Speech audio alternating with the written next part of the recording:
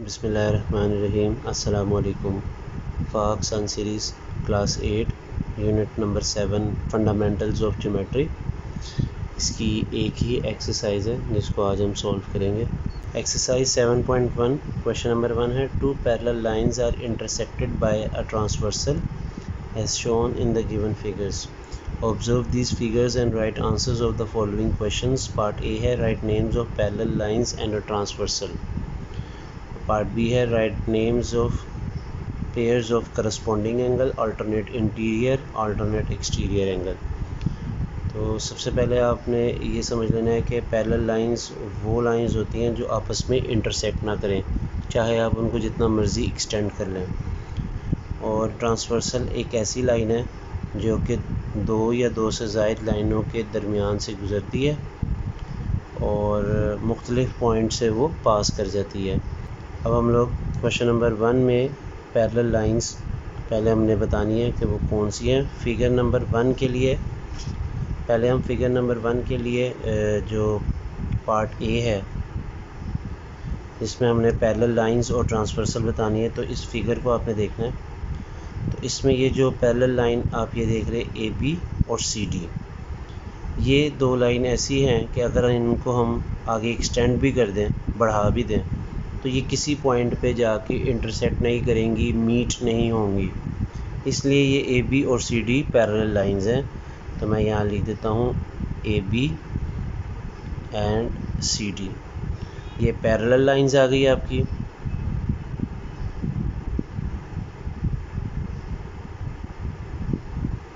और इसमें जो ट्रांसवर्सल है वो लाइन ई एफ है, क्योंकि ये वो लाइन है जो दो लाइंस में से पास कर रही है थ्रू डिफरेंट पॉइंट्स। तो आप लिख दें कि ई एफ और इसके ऊपर आपने ये लाइन का सिंबल भी शो कर लेना है और इसके आगे आप लिख लें कि ये ट्रांसवर्सल है। इसी फिगर का पार्ट बी जो है उसमें हमने सबसे पहले करस्पॉन्डिंग एंगल बताने। करस्पॉन्डिंग एंगल की निशानी ये है कि आपने देखना है कि जैसे ये दो पैरेलल लाइंस हैं और ये ट्रांसवर्सल इसको कट कर रहा है, तो आपने वो एंगल देखने हैं जो कि सेम पोजीशन पे हों। जैसे कि एंगल एल इस पैरेलल लाइन के ऊपर है और इस ट्रांसवर्सल की लेफ़्ट साइड पे है। इसी तरह अगर आप नीचे हैं तो एंगल पी जो है वो इस पैरेलल लाइन के ऊपर है और ट्रांसवर्सल की लेफ़्ट साइड पे है। तो मैं लिख दूंगा एंगल पी और एंगल एल, ये जो पेयर है ना एंगल्स का, ये करस्पॉन्डिंग एंगल है। इसी तरह एंगल एम और एंगल क्यू, एंगल एम और एंगल क्यू, ये भी करस्पॉन्डिंग एंगल है। फिर आप देखें कि इस पैरेलल लाइन के नीचे जो एंगल एन है, उसी तरह एंगल आर जो है वो भी इस पैरेलल लाइन के नीचे मौजूद है। तो एंगल एन और एंगल आर ये करस्पॉन्डिंग है। एंगल ओ और एंगल एस, अगर आप देखें ओ को और एस को, तो ये सेम पोजीशन पे आ रहे हैं। तो करस्पॉन्डिंग एंगल्स वो एंगल्स हैं जो कि सेम पोजीशन पे आ रहे हो। इसी में दूसरी चीज़ आपके पास है अल्टरनेट इंटीरियर एंगल। तो इंटीरियर से मुराद है कि वो एंगल्स जो कि अंदर की तरफ हों। अब आपने ये देखना है कि ये जो दोनों पैरेलल लाइंस हैं इनके अंदर की तरफ चार एंगल आ रहे हैं, एन ओ पी क्यू। क्योंकि आपने अल्टरनेट फाइंड करने, तो अल्टरनेट से आपने मुराद ये लेना है कि एक एंगल ट्रांसवर्सल की अगर लेफ़्ट साइड पे है तो दूसरा एंगल आपने ट्रांसवर्सल की राइट साइड वाला लेना है। मतलब कि पहले तो ये चार एंगल वो हों जो कि दोनों पैरेलल लाइंस के अंदर की तरफ आ रहे हैं, यानी एन ओ पी क्यू। अब अगर आपने एंगल एन लिया है तो इसका जो पेयर बनेगा वो एंगल क्यू के साथ बनेगा, क्योंकि ये अल्टरनेट प्लेस पे है। दूसरी तरफ आप जो पेयर बनाएंगे वो एंगल ओ का और एंगल पी का बनाएंगे, क्योंकि ये भी अल्टरनेट प्लेस पे है। शर्त ये है कि चारों एंगल पैरेलल लाइंस के दरमियान हो, अंदर की तरफ हो। अगला है alternate exterior angle. Alternate exterior angle से मुराद, एक्सटीरियर से मुराद है कि आपने बाहर वाले एंगल लेने हैं। अब आप पैरेलल लाइंस के इस पैरेलल लाइन के ऊपर देखें कौन से दो एंगल है, एल और एम, और सी डी के नीचे आपने देखना है वो कौन से, आर और एस। यानी आपने वो एंगल लेने हैं जो पैरेलल लाइन के बाहर की तरफ है, तो वो एल और एम है, और सी डी में आर और एस है। पी और क्यू नहीं है, क्योंकि पी और क्यू जो है वो इंटीरियर है, यानी अंदर की तरफ है, इस पैरेलल लाइन ए बी और सी डी के इंटीरियर में है, तो वो नहीं लेने, हमने एक्सटीरियर लेने हैं। तो अब जैसे मैं लूँगा एंगल एल, तो एंगल एल जो है वो ट्रांसवर्सल की लेफ़्ट साइड पे है, तो मैंने इसका पेयर बनाना है एस के साथ, एल का एस के साथ बनाना है, दोनों एक्सटीरियर हैं और अल्टरनेट प्लेस पे हैं। फिर मैंने एंगल एम लेना है, और एंगल एम जो है वो ट्रांसवर्सल की राइट साइड पे, ट्रांसवर्सल ये लाइन सेंटर वाली जो लाइन पास हो रही है, अब ये राइट साइड पे, तो इसके लिए मैंने जो लेना है वो लेफ़्ट साइड वाला यानी एंगल आर लेना है। तो ये अल्टरनेट एक्सटीरियर एंगल हमने ले लिया। तो ये पहला पार्ट जो है वो कंप्लीट हो चुका है। इसी तरह दूसरा पार्ट जो है उसके लिए सबसे पहले हम लोगों ने पैरेलल लाइंस बतानी है। तो पैरेलल लाइन पी क्यू और आर एस है, पी क्यू और आर एस, ये आपकी पैरेलल लाइंस आ गई। उसके बाद आपने जो ट्रांसवर्सल है वो आपने बताना है, वो टी यू है, ट्रांसवर्सल है ये। अब हम इसका करस्पॉन्डिंग एंगल बता देते हैं, वो कौन से हैं करस्पॉन्डिंग एंगल्स। तो करस्पॉन्डिंग एंगल्स वो होते हैं जो सेम प्लेस पे आ रहे हो, जैसे एंगल 1 और 5, तो ये एक पेयर बन जाएगा एंगल 1 और 5 का। उसके अलावा एंगल 2 और एंगल 6, फिर एंगल 3 और एंगल 7, एंगल 4 और एंगल 8, क्योंकि 4 देखें आप इस पैरेलल लाइन के नीचे और ट्रांसवर्सल की राइट साइड पे। इसी तरह 8 भी जो है वो दूसरी पैरेलल लाइन की नीचे और ट्रांसवर्सल की राइट साइड पे। तो सेम प्लेस पे जो एंगल हो वो करस्पॉन्डिंग एंगल कहलाते हैं। उसके बाद आपने अल्टरनेट इंटीरियर एंगल की बात करनी है। अल्टरनेट इंटीरियर एंगल मैं फिर से रिपीट कर देता हूँ, वो एंगल जो दोनों पैरेलल लाइन की अंदर की तरफ पाए जाए, जैसे 3, 4, 5, 6, लेकिन इसमें आपने अल्टरनेट लेने, तो एक 3 ले लें और 6, यानी एक आप लेफ़्ट साइड वाला और एक राइट साइड वाला, इसका पेयर बना ले, ये अल्टरनेट इंटीरियर हो गया, एंगल 4 और एंगल 5। फिर आपने अल्टरनेट एक्सटीरियर एंगल बताने, एक्सटीरियर से मुराद बैरूनी यानी बाहर वाले हैं। तो इसमें पैरेलल लाइन के जो ऊपर यानी पहली पैरेलल लाइन जो है पी क्यू, इसके ऊपर वाले 1, 2 और दूसरी के नीचे वाले 7, 8। अब आपने अल्टरनेट लेने हैं, तो 1 का आपने, अगर आपने लेफ़्ट साइड वाला यानी 1 लिया है, तो दूसरी तरफ आपने एंगल 8 ले लिया है जो कि राइट साइड पे है ट्रांसवर्सल के। एक ये पेयर बन जाएगा और दूसरा 2 और 7 बन जाएगा। तो क्वेश्चन नंबर 1 जो है वो यहाँ पे कंप्लीट हो चुका है। क्वेश्चन नंबर 2 को अब हम सॉल्व करते हैं। क्वेश्चन नंबर 2 है using properties of parallel lines and a transversal find unknown angles of the following figure. तो आपने प्रॉपर्टीज़ इस्तेमाल करनी है पैरेलल लाइंस और ट्रांसवर्सल की, और ये जो अननोन एंगल्स हैं जो कि अल्फ़ाबेट से ज़ाहिर किए गए, इनकी वैल्यूज़ आपने फाइंड आउट कर लेनी है। तो जो फिगर 1 है हमने इसको देखना है और इसमें से A, B, C, D, E, F की वैल्यू निकालनी है। तो उसके लिए आपने करना है, ये देखिए कि ये जो 145 है ये इस पैरेलल लाइन के नीचे है ट्रांसवर्सल की राइट साइड पे। इसी तरह ये जो एंगल F है पैरेलल लाइन के नीचे और ट्रांसवर्सल की राइट साइड पे, तो आप लिख देंगे यहाँ पे angle F is equal to 145 degree. याद रखना है करस्पॉन्डिंग एंगल इक्वल होते हैं, तो यहाँ पे आपने आगे इसकी रीज़न लिख देनी है कि ये करस्पॉन्डिंग एंगल है, और इसकी जो प्रॉपर्टी है वो आपने याद रखनी है, corresponding angles are equal. Corresponding angle की जो वैल्यू होती है वो बराबर होती है, और F और 145 सेम प्लेस पे आ रहे हैं इसलिए ये दोनों बराबर है। अब आप ये देखें, ये C और 35 ये भी दोनों सेम प्लेस पे हैं, तो आप लिख दें C is equal to 35 degree, और इसकी रीज़न भी आपने लिख देनी करस्पॉन्डिंग एंगल। उसके बाद आपने देखना है ये जो E और 35 है ये भी बराबर है। उसकी रीज़न क्या है? उसकी रीज़न है वर्टिकली ओपोजिट एंगल। तो वर्टिकली ओपोजिट एंगल किस तरह के होते हैं वो आपको मैं ये डायग्राम बता देता हूँ। देखिए, अगर ये दो लाइंस हैं जो कि एक दूसरे को इंटरसेक्ट कर रही है, तो ये और ये वाला एंगल, यानी ये जो ओपोजिट एंगल होते हैं ये वर्टिकली ऑपोजिट एंगल कहलाते हैं और ये दोनों आपस में बराबर होते हैं।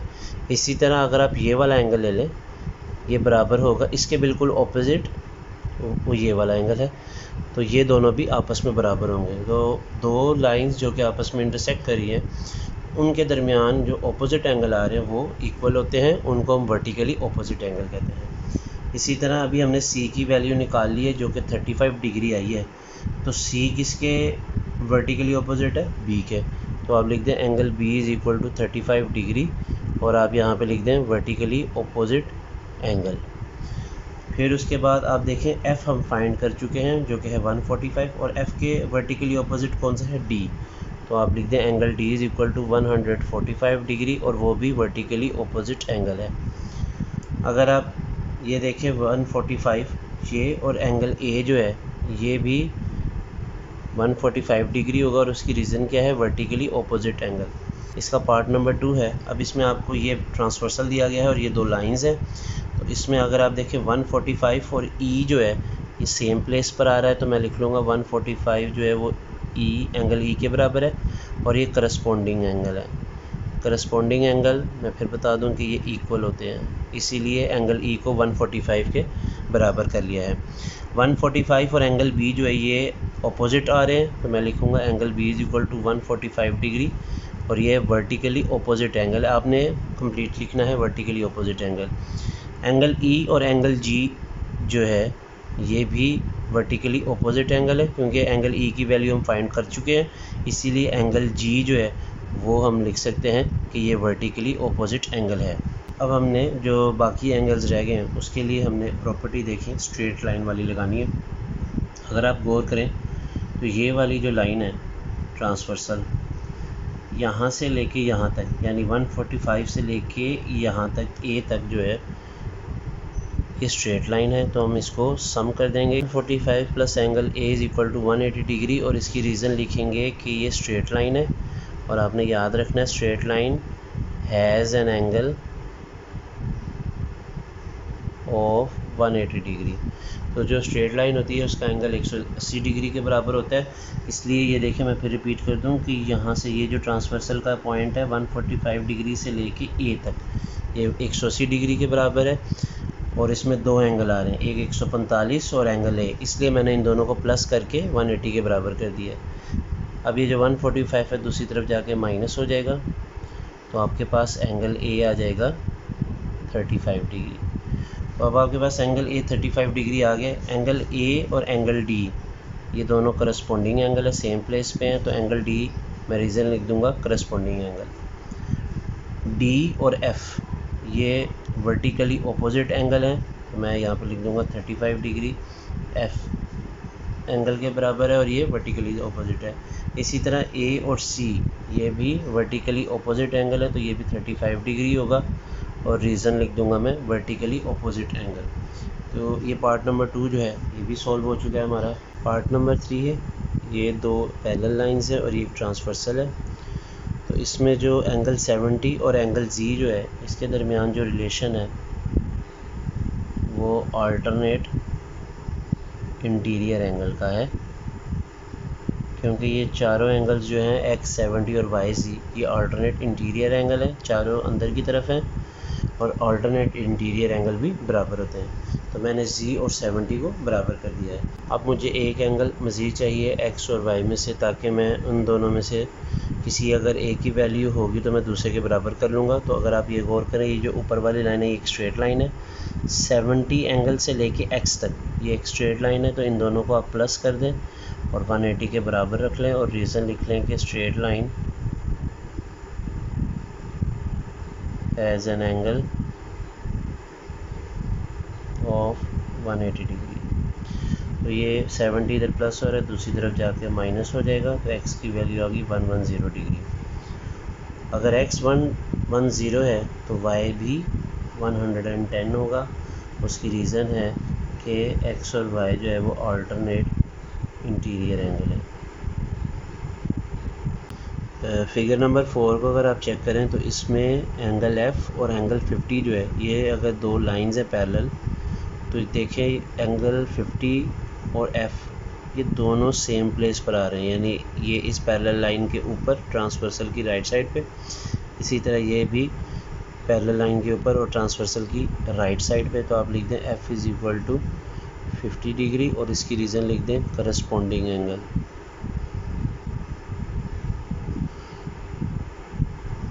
दूसरी तरफ जो आपको एंगल दिया गया है g, वो बराबर है 55 डिग्री के।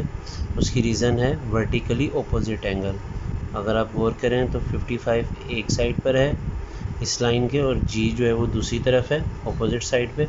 तो आप लिख दें वर्टिकली ऑपोजिट एंगल,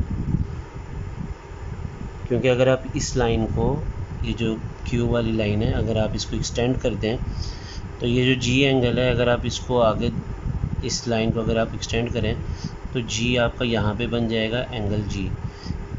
सेम इसी लाइन को मैंने एक्सटेंड किया है, यहाँ G है तो यहाँ पे भी मैंने इसको एक्सटेंड करने के बाद एंगल G कहा है।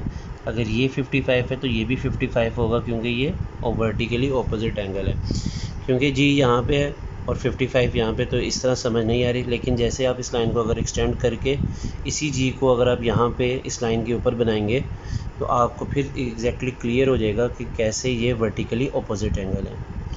क्वेश्चन नंबर 5 में अगर आप गौर करें तो 35 LMN में अब हम जो रिलेशन बनाने लगे हैं वो एंगल L को हम 35 डिग्री कहेंगे। उसकी वजह ऑल्टरनेट इंटीरियर एंगल है। फिर उसके बाद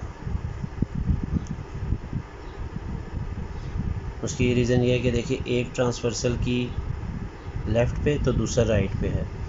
फिर आप एंगल M और L के दरमियान वही रिलेशन बना देंगे 35 डिग्री, और ये भी अल्टरनेट इंटीरियर एंगल है। फिर आप N और M में वही रिलेशन बना देंगे, तो ये भी अल्टरनेट इंटीरियर एंगल है। नंबर 6, अब इसमें आप देखें तो आपके पास पहले ये एक ट्रायंगल दिया गया है जिसमें x 35 और 75 है। तो आपने याद रखना है sum of all angles in a triangle is equal to 180 degree. आगे आपने रीज़न भी लिख देनी है, sum of all angle in a triangle is 180 degree. तो 35 + 75 होता है 110। तो ये 110 इधर प्लस हो रहा है तो माइनस हो जाएगा। तो 180 में से 110 माइनस करें तो 70 डिग्री आ जाता है। तो x की वैल्यू हमने फाइंड आउट कर ली है। देखिए ये जो लाइन है, ये जो दो लाइंस हैं पैरेलल, इसके नीचे ये 35 डिग्री है और ट्रांसवर्सल के ऊपर है। इसी तरह अगर आप आगे आएँ तो z जो है इस पैरेलल लाइन के नीचे और ट्रांसवर्सल से ऊपर है। तो 35 और z की सेम प्लेस है, तो आप लिख दें z इज़ इक्वल टू 35 और ये करस्पॉन्डिंग एंगल है, सेम प्लेस पर आ रहे हैं। अब आपने एंगल y की बात करनी है, तो उसके लिए आप इस तरह करें कि देखिए ये एक सीधी लाइन है, 75 से लेके z तक आप इन तीनों एंगल्स को प्लस कर दें। 75 + y + z is equal to 180 degree, और आप रीज़न लिख लें कि straight line has an angle of 180 degree. अब 75 + y + z की वैल्यू अभी आपने फाइंड की है 35 इज़ इक्वल टू 180। 35 और 75 को प्लस कर दे तो ये 110 आ जाता है। 110 y में प्लस हो रहा है, दूसरी तरफ जाके माइनस हो जाएगा, तो y की वैल्यू आपके पास आ जाएगी 70 डिग्री। अब पार्ट नंबर 7 को हम सॉल्व करेंगे। पार्ट नंबर 7 में आपने देखना है कि ये जो एंगल 45 और 35 ये एक स्ट्रेट लाइन है।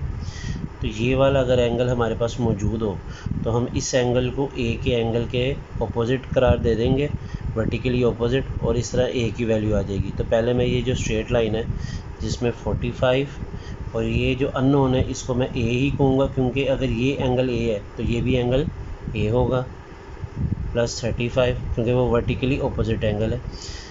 बहरहाल ये जो एक स्ट्रेट लाइन है मैंने इन तीनों एंगल्स को प्लस कर दिया और 180 के बराबर रख दिया। इसकी रीज़न आपने लिख देनी है स्ट्रेट लाइन वाली। Straight line has an angle of 180 degree है, वो आपने कंप्लीट लिख देनी है। 35 और 45 को प्लस करें तो यह आ जाता है 80 डिग्री। ये 80 डिग्री दूसरी तरफ जाके माइनस हो जाएगा। तो आपके पास एंगल ए की वैल्यू आ जाएगी 100। देखिए ये यहाँ पे एंगल ए है तो यहाँ पे भी मैंने एंगल ए लिखा, उसकी वजह वर्टिकली ऑपोजिट एंगल है। इन तीनों को प्लस करके 185 के बराबर रखा है, तो एंगल ए की वैल्यू मेरे पास आ चुकी है। अब आपने एंगल बी की वैल्यू फाइंड करना है, तो आपने ये गौर करना है कि ये जो पैरेलल लाइन है और ये जो ट्रांसवर्सल है, एंगल बी यहाँ पे पाया जा रहा है, इसकी यही पोजीशन आपने चेक करनी है। आगे आप आ जाएं तो इस जो पैरेलल लाइन है और ट्रांसवर्सल है, तो यहाँ से लेके यहाँ तक, यानी एंगल ए से लेके 45 तक, ये एंगल बी और इसकी सेम पोजीशन है। पैरेलल लाइन के आप देखें तो ऊपर की तरफ और इस ट्रांसवर्सल की राइट साइड की तरफ ये दोनों की सेम पोजीशन है, लेकिन एंगल बी जो है वो बराबर है ए और 45 दोनों के सम के। तो आप लिख दें angle B is equal to angle A plus 45 degree, और करस्पॉन्डिंग एंगल इसकी रीज़न है। लेकिन अब आप एंगल ए की वैल्यू लिखें तो वो 100 plus 45 is equal to 145 degree आ जाएगा। तो हम एंगल सी की वैल्यू भी फाइंड कर लेते हैं। देखें ये जो पैरेलल लाइन है, इस पैरेलल लाइन के एंगल सी इस ट्रांसवर्सल की राइट साइड पे और पैरेलल लाइन के ऊपर है। अगर आप इसी को चेक करें, ऊपर आ जाएं, तो ये पैरेलल लाइन आ गई और ये वो ट्रांसवर्सल है जो जिसको हम चेक करें। तो यहाँ से लेके यहाँ तक, यानी एंगल ए से लेके ये 35 डिग्री तक जो है, ये सारा एंगल सी के बराबर है, सेम पोजीशन पे है। तो आप लिख दें एंगल ए प्लस 35, और ये रीज़न इसकी करस्पॉन्डिंग एंगल है, उसको आपने सही तरह समझ लेना है कि इस पैरेलल लाइन के ऊपर और ट्रांसवर्सल की राइट साइड पे ये एंगल सी है। अब आप ऊपर आएँ, इसी ट्रांसवर्सल लाइन के साथ साथ अगर आप ऊपर आएँ तो आप देखिए यहाँ से लेके, यानी इस ट्रांसवर्सल से लेके ये पैरेलल लाइन तक ये एंगल सी ही है। तो ए और 35 को हमने प्लस कर देना। ए की वैल्यू 100 आई है, उसमें आप 35 प्लस कर दें तो ये 135 डिग्री एंगल सी आ चुका है। अब पार्ट नंबर 8 जो लास्ट है उसको हम देखते हैं। देखिए ये ट्राइंगल है, इसमें x 58 और 44, x 58 और 44 इसको आप प्लस कर दें और 180 के बराबर कर दें। 58 और 44 को प्लस करें तो ये 102 डिग्री के बराबर आ जाता है। 102 इधर प्लस हो रहा है, दूसरी तरफ जाके ये माइनस हो जाएगा, तो आपके पास आंसर आ जाएगा 78 डिग्री। x की और y की सेम पोजीशन है, तो आपने लिख देना है y is equal to 78 degree, reason लिख दें करस्पॉन्डिंग एंगल। 58 की और z की सेम पोजीशन है, तो आप लिख दें z इज़ इक्वल टू 58 और ये भी करस्पॉन्डिंग एंगल है। इसी के साथ आज की एक्सरसाइज 7.1 यहीं पे ख़त्म होती है। मुझे दीजिए इजाज़त। अल्लाह हाफिज़।